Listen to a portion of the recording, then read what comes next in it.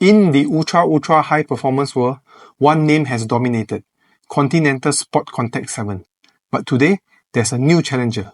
Meet the Falken Azenis RS820. Can he shake up the hierarchy and dethrone the reigning king?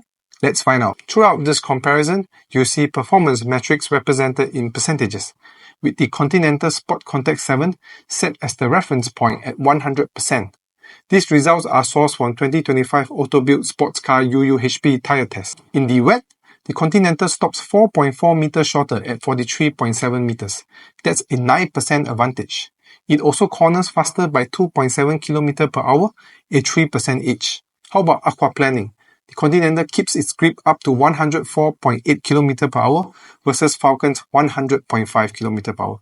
That's a 4% better water clearance. On dry roads, the SportContact 7 stops in just 31.2 meters, is 6% shorter than the RS820.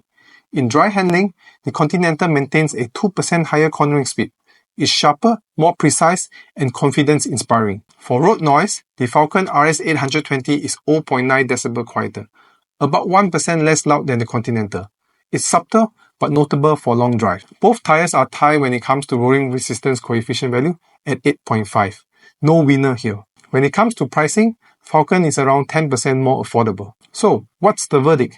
The Continental SportContact 7 remains the benchmark, as it dominates in all aspects of wet and dry. On the other hand, the Falken Azenis RS820 shows slightly better noise levels and a more affordable price. But when the ultimate performance matters, the king still rules. Thanks for watching, and don't forget to subscribe.